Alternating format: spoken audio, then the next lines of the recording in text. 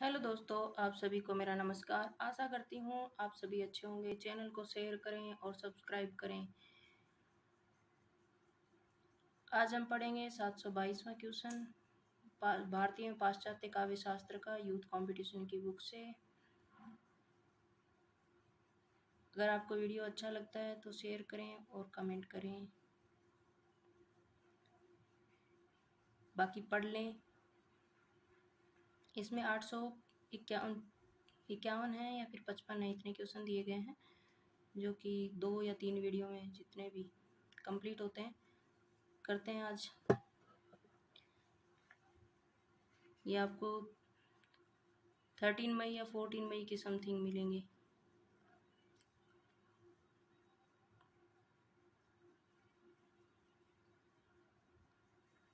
आज 8 मई है।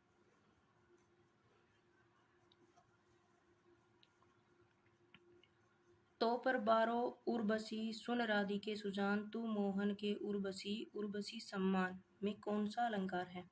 यमक।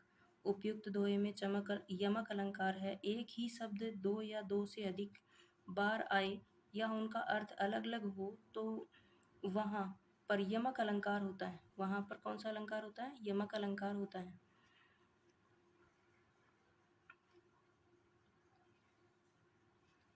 यमक अलंकार का प्रयोग होता है दिए गए दोहे में उर्वशी शब्द का 3 बार प्रयोग किया गया है। जहां उर्वशी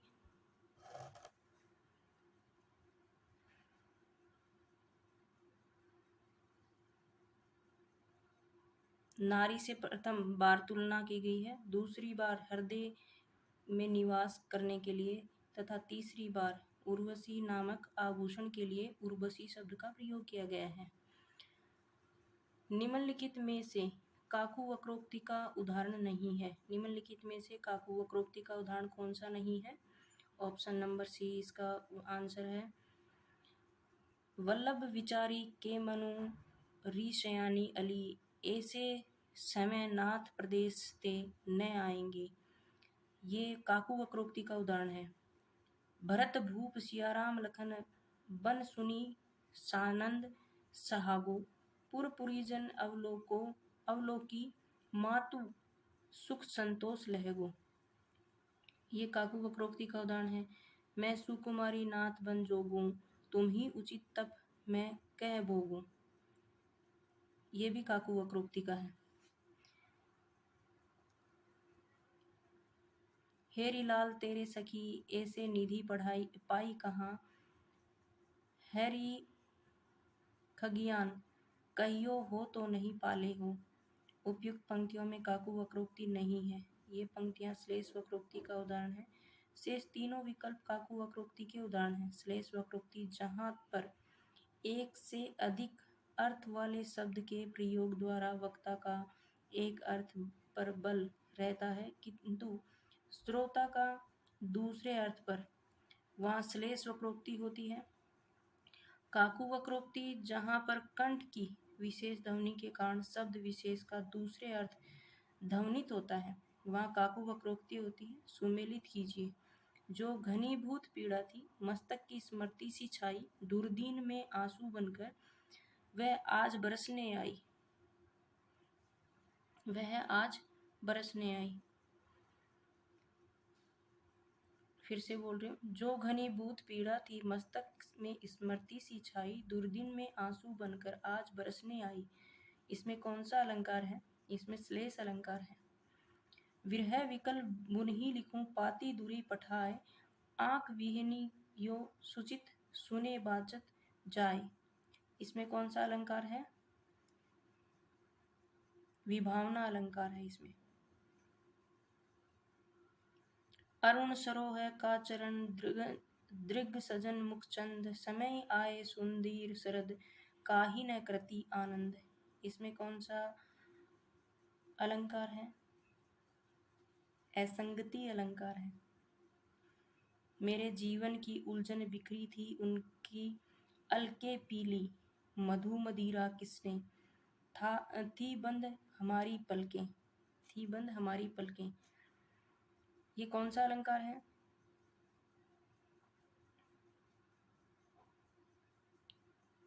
इसमें असंगति अलंकार है।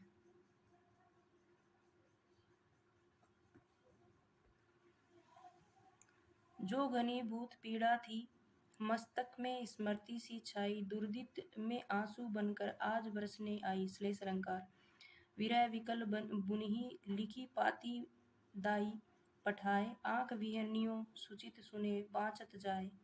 विभावना अलंकार। अरुण सरोरूह कर चारण, दृग सजन मुखचंद, समय आए सुंदरी शरद, काहे न करती आनंद रूपक। मेरे जीवन की उलझन बिखरी थी उनकी, अलके पीली मधुर मधुस मदिरा किसने थी, बंद हमारी पलकें असंगति। आस ही आकाश मंदी अवधि गुने बढ़ाए, चौपनी बढ़ाए दीनी खेल खेल सो यह, निपट कठोर ये हो एचत न आप और, लाड़ीले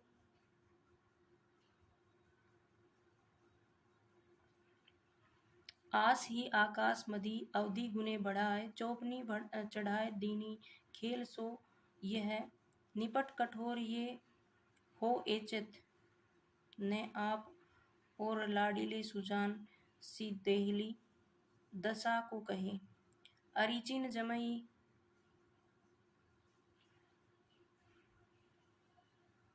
मोही भई, घनानंद यो हाथ साथ लाग्यो पे समीप न कलू लही। विरह समीप की जकोरनी अधीर ने है, निर्भिजो जीव तऊ गुड़ी लियो उड़ियो रहे।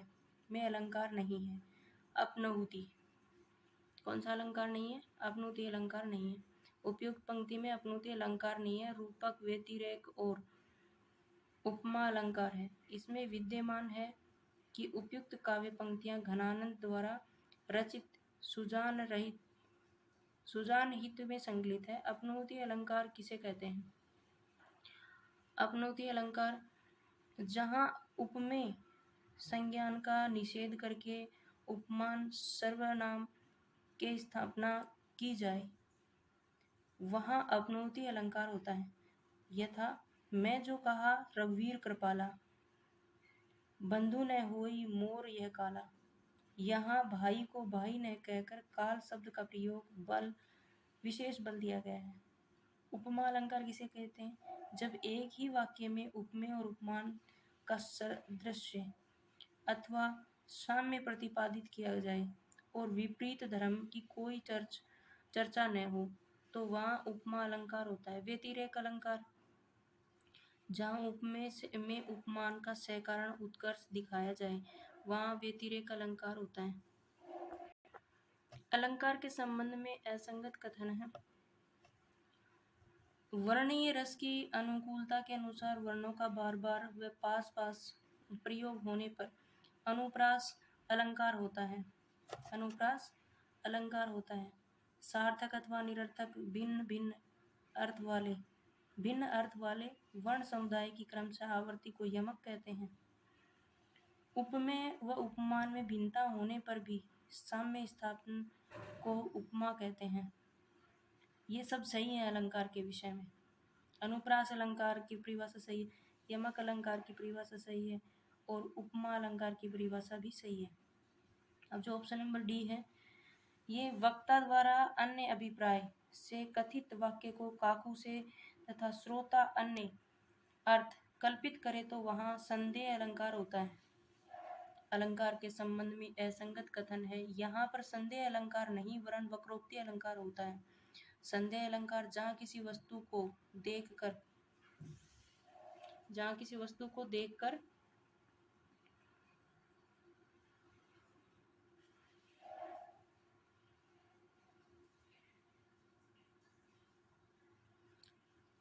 तत्सदृश अन्य वस्तु में संशय होने का चमत्कार पूर्ण वर्णन होता है वहाँ संदेह अलंकार होता है। जैसे सारी भी सारी नारी है कि नारी भी की सारी है।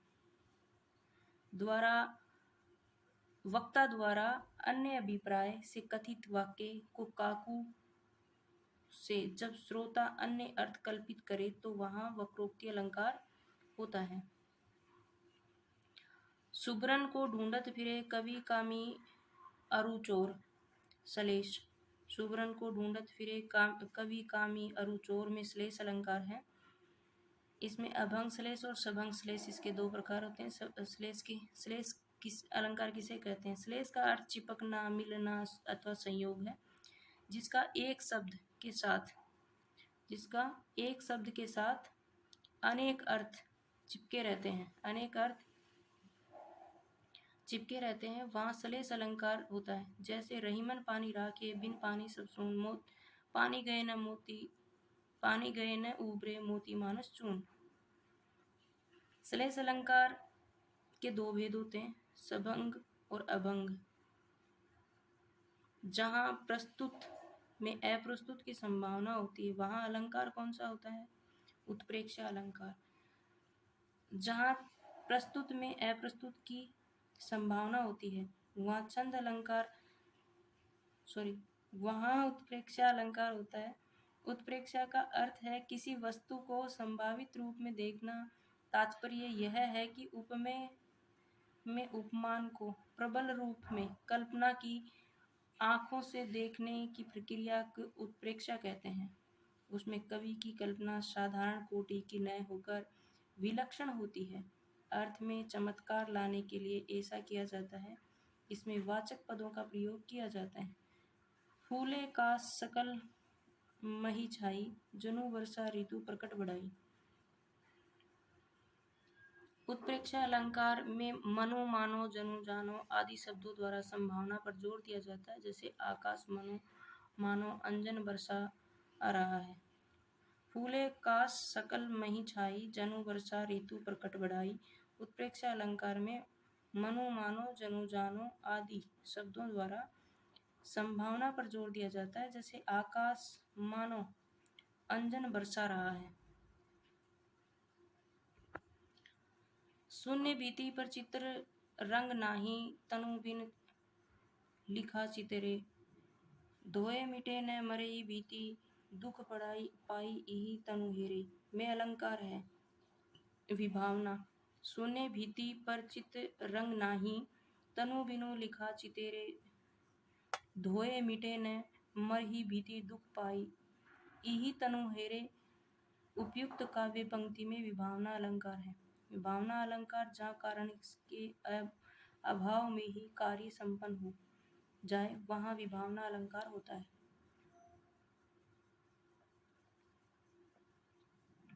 अपनौति। विभावना अलंकार का उदाहरण पढ़ती हूँ पहले। बिनु पद चले सुने बिनु काना, कर बिनु कर्म करे विधि नाना। अपनौति अलंकार जहाँ उपमेय को झूठा कहकर उपमान को सच्चा ठहराया जाए, वहाँ अपनौति होती है। अपनौति का अर्थ है छिपाना। जैसे नाही पलास के पहुप थे और जरत अंगार। वर्ण सगाई के संबंध में असत्य कथन है। तय वर्ग व टय वर्ग की वर्ण सगाई उत्तम कोटि की होती है। वर्ण सगाई शब्द के संबंध में विकल्प बी का कथन असत्य है, शेष विकल्प सत्य है। वर्ण सगाई राजस्थानी डिंगल काव्य का एक प्रमुख अलंकार है। डिंगल काव्य में वर्ण सगाई अलंकार का सर्वाधिक प्रयोग किया गया है। चारण काव्य में वर्ण सगाई अलंकार का सर्वाधिक प्रयोग हुआ है। डिंगल के प्रमुख विद्वान वर्ण सगाई को अनुप्रास का भेद मानते हैं। मुरारी दीन ने अपने ग्रंथ डिंगल कोश में वर्ण सगाई का निरूपण अनुप्रास के अंतर्गत न करके पृथक किया है। उपमेय का निषेध तथा उपमान की स्थापना करने वाला अलंकार है अपनहुति। उपमेय का निषेध कर उपमान की स्थापना करने वाला अलंकार उपमेय का निषेध कर उपमान की स्थापना करने वाला अलंकार अपनहुति है। अपनहुति अलंकार जहाँ उपमेय को झूठा कहकर उपमान को सच्चा ठहराया जाए, वहाँ अपनहुति अलंकार होता है। मैं जो कहा रघुवीर कृपाला, बंधु न हुई मोर यह काला। रूपक अलंकार जहाँ उपमेय और उपमान में पूर्ण समानता बताई जाए, वहाँ रूपक अलंकार होता है। राम नाम मणि दीप धरु, जीह देहरी द्वार, तुलसी भीतर बाहरियो, जो चाहसी उजियार। काहे कभी बेनी बेनी ख्याल की चुराई लेनी है, इस पंक्ति में कौन सा अलंकार है? यमक अलंकार। कहे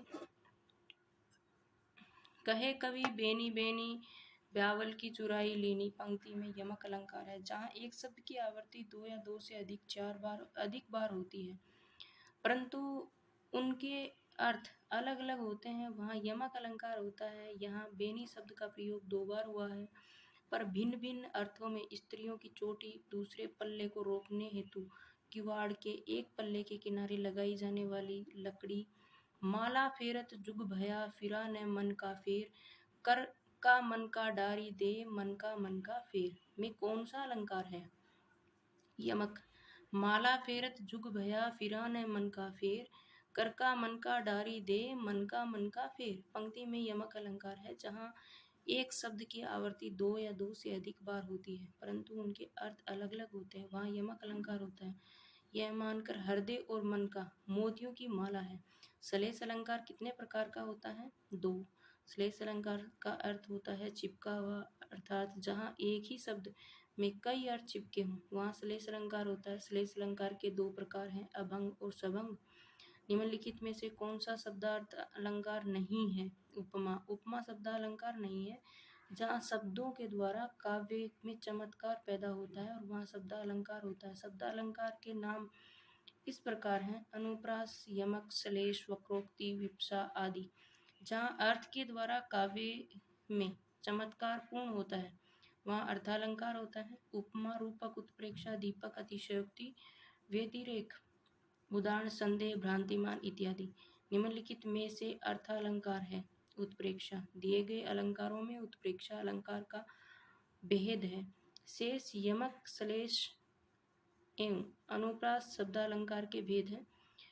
जन्म सिंधु पुनि बंधु विष दिन मलिन संकलक, सिए मुख समता पाव किमी चंद बापुरो रंग। इस उदाहरण में अलंकार है। कौन सा अलंकार है इस उदाहरण में? व्यतिरेक अलंकार है। जब उपमेय को बड़ा तथा उपमान को छोटा हीन दिखाया जाए और साथ में कारण भी दिया जाए, वहाँ व्यतिरेक अलंकार होता है। जन्म सिंधु पुनि बंधु विष दिन मलिन संकलंक, सिख मुख समता पाँव किमी चंद बापुरो का रंग। कहती हुई यों उतरा के नेत्र जल से भर गए, हिम के कणों से पूर्ण मानो हो गए पंकज नए। इन पंक्तियों में किस अलंकार का प्रयोग हुआ है? उत्प्रेक्षा। प्रश्नोत्तरी पंक्ति में उत्प्रेक्षा अलंकार है। जब उपमेय की उपमान में संभावना बताई जाए तथा कल्पना की जाए तो वहाँ उत्प्रेक्षा अलंकार होता है। इसके उदाहरण में मनु, मनहु, मानो, जनहु, जानू शब्दों का प्रयोग होता है। यहाँ भी मानो वाचक शब्द का प्रयोग हुआ है।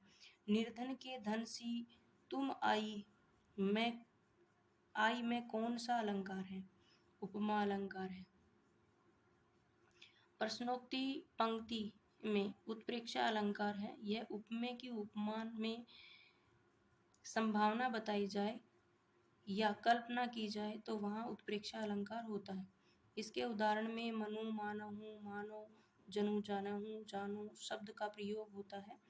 यहाँ भी मानो वाचक शब्द का प्रयोग हुआ है। निर्धन के धन सी तुम आई में कौन सा अलंकार है? उपमा। कौन सा अलंकार है? उपमा। निर्धन के धन सी तुम आई, यह प्रश्नोक्ति पंक्ति उपमा अलंकार का उदाहरण है। इसमें निर्धन का धन उपमान, तुम उपमेय भी। निर्धन का धन उपमान, तुम उपमेय सी वाचक शब्द है तथा साधारण धर्म का लोप हुआ है। ध्यातव्य है कि जब उपमेय की उपमान से तुलना की जाए या समानता बताई जाए तब उपमा अलंकार होता है। विभावना अलंकार का लक्षण है बिना कारण के कार्य सिद्ध करना। बिना कारण के कार्य सिद्धि। विभावना अलंकार जब बिना कारण के कार्य सिद्धि हो वहाँ विभावना अलंकार होता है। बिनु पग चले सुनई बिनु काना, कर बिनु कर्म करे विधि नाना।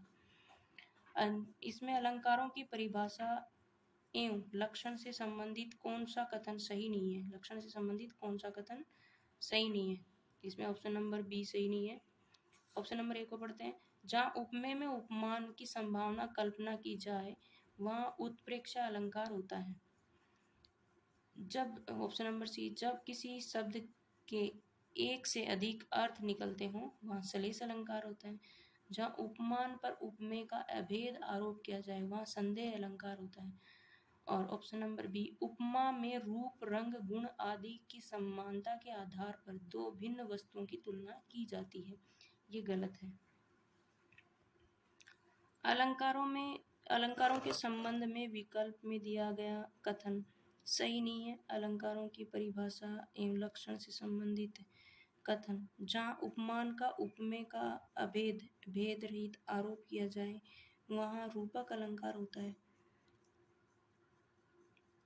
जहाँ उपमेय में उपमान की संभावना कल्पना की जाए वहाँ उत्प्रेक्षा अलंकार होता है। उपमा में रूप रंग गुण आदि की समानता के आधार पर दो विभिन्न वस्तुओं की तुलना की जाती है। जब किसी शब्द के एक से अधिक अर्थ निकलते हों वहाँ श्लेष अलंकार होता है। जहाँ रूप रंग आदि का सादृश्य होने के कारण उपमेय में उपमान का संशय हो वहाँ संदेह अलंकार होता है। अमिये झरत चहूँ और सो नए ताप हरि लेत, राधा जूं के वदन अस चंद उदित के ही हेत। उदाहरण में अलंकार कौन सा है? उदाहरण में प्रतीप अलंकार है। अमिये झरत चहूँ और सो नयन ताप हरि लेत, राधा जूं के वदन अस चंद उदित के ही हेत। हेतु उदाहरण में प्रतीप अलंकार है। प्रतीप शब्द का अर्थ विलोम या उल्टा वस्तुतः यह भी उपमा का ही एक विशेष भेद है। जहाँ प्रसिद्ध उपमा को उपमेय करके अथवा प्रसिद्ध उपमेय को उपमान करके समानता दिखाई जाए और इस प्रकार उसे उपमान उत्कृष्ट बनाया जाए वहाँ प्रतीप होता है। उपमा अलंकार में जो प्रसिद्ध उपमान रहता है प्रतीप में वही उपमान उपमेय हो जाता है। पाव महावर देन को नाइन बैठी आई, फिरी फिरी जानी महावरी एड़ी बिड़ मिड़ती जाई। उपयुक्त दोहों में कौन सा अलंकार है? भ्रांतिमान। कौन सा अलंकार है? भ्रांतिमान। पाव महावर देन को नाइन बैठी आई, फिरी फिरी जानी महावरी एड़ी मिड़ती जाई। इसमें दोहे में भ्रांतिमान अलंकार है। भ्रांतिमान अलंकार किसे कहते हैं? जहाँ सादृश्य के आधार पर किसी वस्तु को और ही समझकर उसका चमत्कार पूर्ण वर्णन किया जाए वहाँ भ्रांतिमान अलंकार होता है। उत्प्रेक्षा अलंकार जहाँ उपमेय में उपमान की संभावना की जाए, जहाँ संदेह किसी वस्तु को देखकर तत्दृश अन्य वस्तु के संशय होने का वर्णन हो, जहाँ उपमेय और उपमान तथा उसके साधारण धर्म में बिंब प्रतिबिंब भाव हो, जहाँ यमक एक शब्द की आवृत्ति दो या दो से अधिक बार हो। भरत मुनि ने किस चार अलंकारों का उल्लेख किया? भरत मुनि ने किस चार अलंकारों का उल्लेख किया है? उपमा, रूपक, दीपक और यमक। उपमा, रूपक, दीपक और यमक अलंकारों का भरत मुनि ने उपमा, रूपक, दीपक, यमक इन्हीं चार अलंकारों का उल्लेख किया है। भरत मुनि ने उपमा के 5 भेद बताए हैं तथा यमक के 10 भेद किए हैं। भरत मुनि रस निरूपण के प्रथम आचार्य हैं।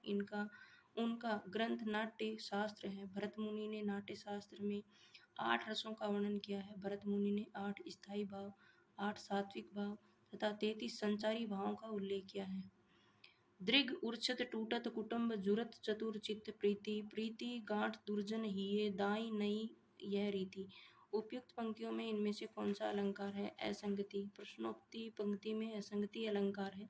कारण और कार्य में संगति न होने पर असंगति अलंकार होता है। इस पंक्ति में उलझ तो नेत्र रहे हैं और गांठ दुर्जन के हृदय में पड़ रही है। इस पर भी दूर कुटुंब परिवार रहे, जहाँ यहाँ पूरी तरह से कार्य एवं कारण की असंगति बनी हुई है। जहाँ पहला वाक्य उपमेय और दूसरा वाक्य उपमान तथा उनके साधारण धर्मों में बिंब प्रतिबिंब भाव हो, वहाँ कौन सा अलंकार होता है? पंगी प्रेम नंदलाल के हमने भावत जोग, मधुप राजपद पाए के भीख के मांगत लोग। दृष्टांत। जहाँ पहला वाक्य उपमेय और दूसरा वाक्य उपमान तथा उनके साधारणीकरण धर्मों में बिंब प्रतिबिंब भाव हो, वहाँ पर दृष्टांत अलंकार होता है। जैसे पगी प्रेम नंदलाल के हमने भावत भोग, मधुप राजपद पाए के भीख के मांगत लोग। निम्नलिखित में से कौन सा अलंकार अर्थालंकार है? रूपक। रूपक अलंकार अर्थालंकार है। उपमेय या उपमान का आरोप या उपमान और उपमेय का अभेद ही रूपक है। से शब्दालंकार है। उपमेय में उपमान के निषेध रहित आरोप होने पर कौन सा अलंकार होगा? रूपक। विवरण इस प्रकार है। रूपक उपमेय में उपमान के निषेध रहित आरोप होने पर रूपक अलंकार होता है। उपमा दो वस्तुओं में समान धर्म के प्रतिमान को उपमा कहते हैं। उपमेय में कल्पित उपमान की संभावना को उत्प्रेक्षा कहते हैं। वक्रोक्ति किसी अन्य अभिप्राय से कहे हुए वाक्य का दूसरे व्यक्ति द्वारा श्लेष अथवा काकू उक्ति से अन्य अर्थ कल्पित किया जाना वक्रोक्ति कहलाता है। इस वीडियो में इतना ही। चैनल को शेयर करें और सब्सक्राइब करें। धन्यवाद।